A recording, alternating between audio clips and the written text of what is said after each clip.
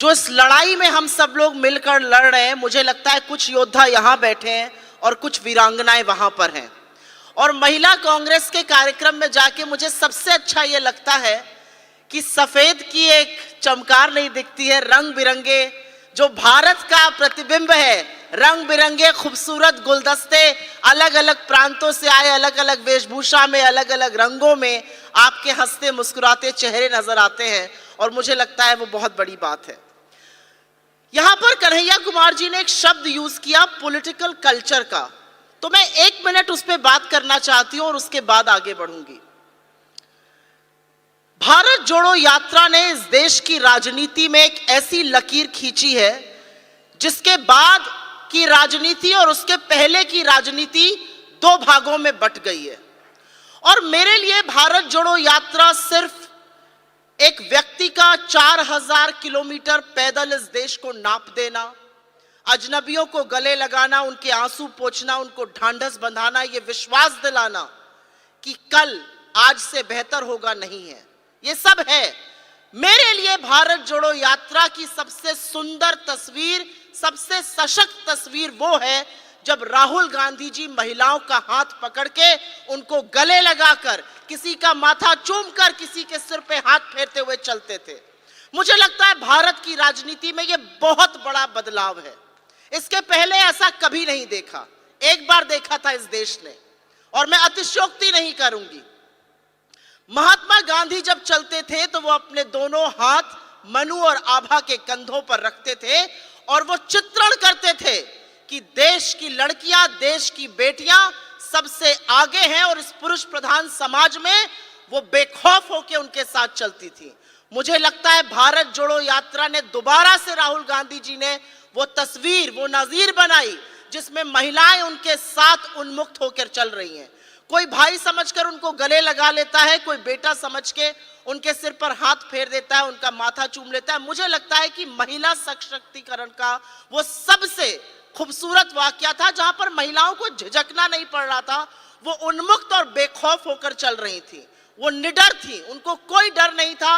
वो राहुल गांधी जी के साथ चल रही थी, उनको पता था कि वो सुरक्षित हैं। मैं भी एक महिला हूं और आप भी महिलाएं, और आप सब जानते हैं कि महिला अपने ऊपर किसी को हाथ ना रखने दे अगर उसको गलत लगे। तो ऐसे में एक व्यक्ति का हाथ थाम कर चलना यह दिखाता है कि पॉलिटिकल कल्चर कांग्रेस का क्या है और पॉलिटिकल कल्चर हमारे प्रतिद्वंदियों का क्या है। तो मेरे लिए यह बहुत बड़ी बात थी। यहां पर मणिपुर की बातें हुई, यहां पर झूठ की बात हुई, यहां पर एक ऐसे व्यक्ति की बात हुई जिसको भारत जोड़ो यात्रा के बाद मित्रों भूलकर परिवारजन कहना पड़ गया इस बार लाल किले की प्राचीर से। क्योंकि अगर आप एक अच्छे बेटे हैं, अच्छे पति हैं, अच्छे पिता हैं, अच्छे भाई हैं, अच्छे मित्र हैं, तो आप एक अच्छे इंसान जरूर बनेंगे और आप एक अच्छे नेता भी बनेंगे। तो परिवार की बात ऐसे व्यक्ति को करनी पड़ गई जो मित्रों की बात करता था, और यह भारत जोड़ो यात्रा का, यह भी राहुल गांधी जी की एक बड़ी सफलता है। यहां पर मुझे बोला गया कि आप लोगों से मैं ये बात करूं कि झूठ का पर्दाफाश कैसे हो सकता है। अव्वल तो झूठ फैलाने में बड़ी मेहनत करनी पड़ती है, सत्य बहुत आसानी से बोला जा सकता है, उसके लिए आपको कोई स्पष्टीकरण नहीं देना पड़ता है, कोई बचाव नहीं करना पड़ता, और ये हमें अपने नेता राहुल गांधी जी से सीखना है। बेखौफ होकर सच बोलते हैं, इसीलिए आंख में आंख डालकर मोदी सरकार से सवाल पूछते हैं और कहते हैं मुझे कोई परवाह नहीं है, मैं सांसद रहूं या ना रहूं, मेरा घर रहे या ना रहे, मैं इस देश के लोगों के लिए लड़ूंगा और हर उस सवाल को पूछूंगा जो इस देश में राजनीति के लोगों को पूछना चाहिए। मणिपुर की बातें हो रही थी, यहां पर मणिपुर का वो वीडियो आया और वीडियो उस दरिंदगी के 78 दिन बाद आया था, और ये इस देश की आत्मा है, ये इस देश की असलियत है कि महिलाओं के साथ उस दरिंदगी को देखकर 78 दिन बाद प्रधानमंत्री को भी 36 सेकंड तो मणिपुर पर बोलना पड़ा, महिला बाल विकास मंत्री को बोलना पड़ा, महिला आयोग जो 36 दिन तक बैठा रहा था उसकी कंप्लेंट्स पर बोलना पड़ा। यह कहीं पर नारी शक्ति है, कहीं पर इस देश की अंतरात्मा में एक औरत के साथ ये हैवानियत हो, ये बर्दाश्त नहीं होगा। और इसीलिए आप लोगों का राजनीति में आना, आप लोगों की भागीदारी सुनिश्चित हो, आप लोग आगे बढ़ें, ये जरूरी है। व्हाट्सएप यूनिवर्सिटी एक ऐसी यूनिवर्सिटी है, अगर मोदी जी से पूछा जाए कि 10 साल में अपना एक अचीवमेंट बताइए तो बता नहीं पाएंगे। हमसे हिसाब मांगते हैं लेकिन अपना एक अचीवमेंट नहीं बता सकते। मेरे अनुसार उनका एक बड़ा अचीवमेंट है कि उन्होंने व्हाट्सएप की दुनिया की सबसे बड़ी यूनिवर्सिटी खोल दी है, जो दिन रात झूठ भेजती है और दिन रात लोगों का दिमाग दूषित करती है। आप सब व्हाट्सएप पर हैं। मैं कांग्रेस का सोशल मीडिया देखती हूं तो मैं जानती हूं कि व्हाट्सएप पे किस किस तरह की चीजें आती हैं। कुछ इतना बड़ा झूठ होता है कि आपको लगता है अरे कोई इतना बड़ा झूठ भी बोल सकता है। तो मेरा अपना मानना यह है, अगर मेरी नसीहत या मैं अपनी दो बात कह सकूं, व्हाट्सएप पे जो झूठ देखिए उसको देखकर फोन रख मत दीजिए, उसको देखकर खंडन जरूर करिए। जिसने भेजा है उसको जवाब जरूर दीजिए, जिस ग्रुप में आया है उस पर जरूर बोलिए। ज्यादा से ज्यादा क्या होगा, आपको 4 बातें सुननी पड़ेंगी। ज्यादा से ज्यादा क्या होगा, आपको ग्रुप से निकाल देना पड़ेगा। लेकिन आपके उस झूठ का खंडन अगर वहां पर है तो वो आगे तक जाता है। ये मेरी अपनी अजमाई हुई बात है। लोग आपको चुप करा देंगे, लेकिन अगर आपने झूठ का खंडन किया है, अगर आपने वहां पर तथ्य डाला है, तो जरूर वो बात आगे तक जाती है। मैं सोशल मीडिया की एक बात आपको और बताती हूं। भारतीय जनता पार्टी के पास जब कोई व्हाट्सएप मैसेज आता है या कोई एसएमएस आता है तो वो 5 या 10 लोग को फॉरवर्ड जरूर करते हैं। हम कांग्रेस में थोड़ी सी कोताही करते हैं। हमने देखा, हमें अच्छा लगा, हमने अपना फोन रख दिया। आज से ये प्रण कर लीजिए, ये प्रतिज्ञा सम्मेलन एक प्रतिज्ञा और कर लीजिए कि जो अच्छी बातों का व्हाट्सएप आएगा, जो हमारे अचीवमेंट्स का आएगा, जो सत्य का आएगा, जो आपकी पार्टी के बारे में आएगा, उसको 5 लोगों को और दीजिएगा। मैं एक बात आपसे और कहती हूं, हम लोग कंजूसी करते हैं। हमें लगता है हमने ट्वीट किया, फलाने ने लाइक नहीं किया, हमने फेसबुक पे पोस्ट डाला, फलाने ने शेयर नहीं किया। यह भी बहुत आपसी मतभेद का कारण बनता है। मेरा अपना मानना है कि जितना दिल खोलकर आप शेयर करिएगा, उतनी ही आपकी रीच बढ़ेगी, उतने ही आपके फॉलोअर्स बढ़ेंगे, उतनी ही आपकी बात बढ़ेगी। हम लोग छोटी लड़ाई में बड़ा लक्ष्य भूल जाते हैं। मुझे ऐसा लगता है एक दूसरे के मैसेजेस, एक दूसरे के पोस्ट, एक दूसरे के ट्वीट्स, एक दूसरे की रील्स जितनी ज्यादा बढ़ाई जाएगी, उतनी हमारी बात भी बढ़ेगी, हमारी रीच खुद बढ़ेगी। तो एक बार आजमा कर देखिए, हफ्ते भर ये कर देखिए, और मुझे ऐसा लगता है कि आपको इसका फायदा जरूर मिलेगा। बहुत सारी ऐसी बातें हैं जो टीवी चैनल्स पर कही जाती हैं। यहां पर उल्लेख हुआ टीवी चैनल्स का। बहुत बदल गया हमारा देश। और मैं निर्भया और मणिपुर का कंपैरिजन आपको बताती हूं और फिर बताती हूं झूठ का पर्दाफाश करना क्यों जरूरी है। 2012 में निर्भया कांड हुआ, इस देश की आत्मा को झकझोर दिया। और उस निर्भया कांड के बाद कार्रवाई हो रही थी, लेकिन सारा मीडिया सरकार को कटघरे में खड़े करके सवाल करता था। यह मीडिया का काम है, मैं गलत नहीं मानती हूं उसको। इस देश के प्रधानमंत्री और यूपीए की चेयरपर्सन श्रीमती सोनिया गांधी जी उस परिवार के टच में रहे, बच्ची को इलाज के लिए सिंगापुर भेजा, और जब दुर्भाग्यवश उसकी मृत्यु हो गई तो टारमैक पर रात को 2:30 बजे खड़े रहकर उसके शव को रिसीव किया। यह था देश। यह था देश कि राहुल गांधी जी ने बिना किसी को बताए निर्भया के भाई को पढ़ाया, लिखाया और पायलट बनाया, और इसका उल्लेख निर्भया की मां ने खुद किया। ये होते हैं नेता। आज मणिपुर का कांड हुआ है और कन्हैया कुमार जी ने बिल्कुल सही कहा। आप राजस्थान, छत्तीसगढ़, बंगाल, बिहार सबकी बात कीजिए, लेकिन सिर्फ एक बात का जवाब दीजिए, क्या इन राज्यों में 35 पुलिस स्टेशन लूटे गए हैं?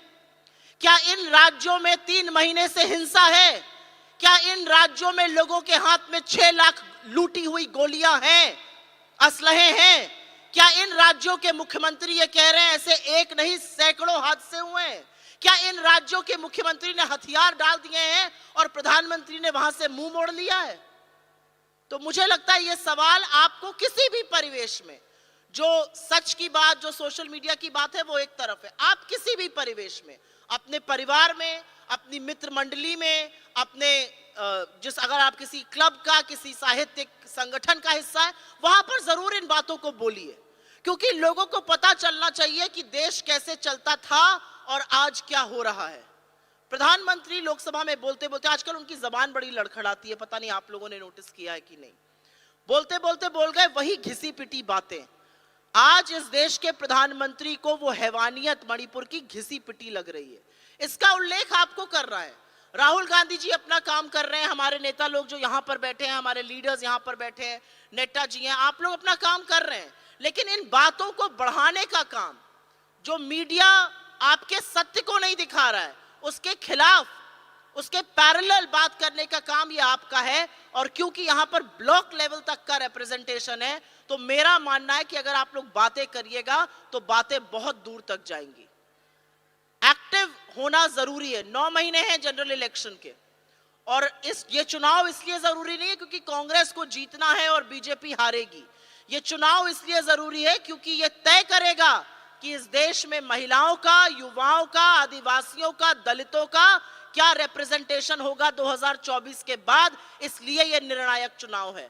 और 9 महीने में आपसे मांग रही हूं, 9 महीने एक्टिव होइए, बातें करिए, झूठ का खंडन करिए, 10 व्हाट्सएप दिन के फॉरवर्ड करिए और एक दूसरे के सोशल मीडिया को या मीडिया को साझा जरूर करिए। एक जमाना था जब लोगों को लगता था कि सोशल मीडिया कोई बाहर की चीज है। मुझे लगता है कि आज अगर आप एक ग्राउंड एक्टिविटी कर रहे हैं और वो सोशल मीडिया पर नहीं दिख रही है तो वो निरर्थक है। और उसी तरह से सिर्फ सोशल मीडिया पे करते रहिए और जमीनी कार्रवाई ना करिए, वो भी गलत है। आज ये इतना बड़ा सम्मेलन हो रहा है, आप लोग दूर दूर से हिंदुस्तान के हर कोने से आए हैं, ये सोशल मीडिया पर चल रहा है, तो जो लोग नहीं आए हैं उनको भी इस बात का पता चल रहा है। और अगर ये सम्मेलन ना हो और हम सोशल मीडिया के बारे में ही बात करते रहे तो वो भी निरर्थक है। तो मुझे लगता है आज ये दोनों चीजें एक दूसरे की पूरक है।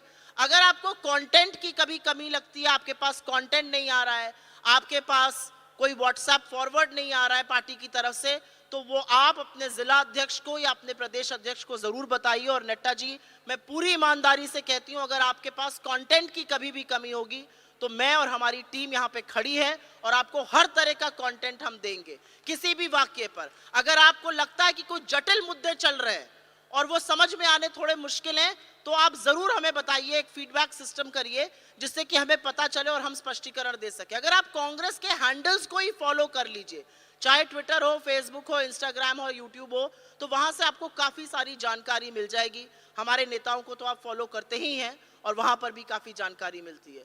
मुझे लगता है बहुत इधर उधर की बात नहीं करनी है, लक्ष्य एक है और लक्ष्य है 2024 में आपकी अपनी भूमिका का। और वो भूमिका बड़ी होगी, वो भूमिका निर्णायक होगी, वो भूमिका जरूरी है और इसीलिए आपकी भागीदारी भी उतनी जरूरी है। मुझे ऐसा लगता है हम सब मन बनाकर यहां से जाएं कि जमीनी लड़ाई भी लड़ेंगे और सोशल मीडिया पर भी उसको मुस्तैदी से लड़ेंगे तो बात बनेगी जरूर। क्योंकि आधी आबादी को पूरा हक मिलने की बात सिर्फ और सिर्फ कांग्रेस पार्टी करती है। एक ये भी सच है, और मैं इसी बात को कहकर अपनी बात खत्म करती हूं, एक ये भी सच है कि वो सोनिया गांधी जी की दूरदर्शिता थी। ये कांग्रेस का पॉलिटिकल कल्चर है कि घटक दल की सरकार चलाने के बावजूद 33% रिजर्वेशन महिलाओं के लिए राज्यसभा में पारित उन्होंने कराया। ये अलग बात है कि वो लोकसभा में पारित नहीं हो पाया। लेकिन जो लोग प्रचंड बहुमत का दंभ भरते हैं, जो बात करते हैं कि उनको इस देश ने चुनकर भेजा है, उनको 1 मिनट नहीं लगेगा अगर वो 33% रिजर्वेशन कराना चाहे। और मुझे फक्र है इस बात का कि हमारे और मेरे नेता ने उनसे कहा है कि महिला रिजर्वेशन पर मेरा unconditional support Bharatiya Janata party को है। लेकिन 10 साल बाद भी महिला रिजर्वेशन की बात भारतीय जनता पार्टी नहीं करती है, क्योंकि मन में खोट है। औरतों को सिर्फ और सिर्फ राजनीतिक मोहरा बनाना है और जैसा कि इन्होंने कहा, पंक्ति में आगे बिठा के 4 औरतों को सजा देनी है। अगर वाकई में महिलाओं की भागीदारी सुनिश्चित करनी है तो 33% रिजर्वेशन अगर मोदी जी आज चाहें तो कल कर सकते हैं, लेकिन ऐसा क्यों नहीं कर रहे, ये सवाल आप सबको पूछना है। बहुत बहुत धन्यवाद, आपने मेरी बात सुनी। हम सब लोग आपके साथ हैं। आप जहां पर भी लड़ रहे हैं, चाहे वो ब्लॉक हो, बूथ हो, विधानसभा हो, लोकसभा हो, प्रदेश के लेवल पर हो, ये लड़ाई हर स्तर पर लड़ी जानी है। ये सोशल मीडिया पर लड़ी जानी है, ये टीवी चैनलों पर लड़ी जानी है, क्योंकि ये लड़ाई हम और आप एक दूसरे के लिए लड़ रहे हैं और आने वाले वक्त के लिए लड़ रहे हैं। बहुत बहुत धन्यवाद। जय हिंद।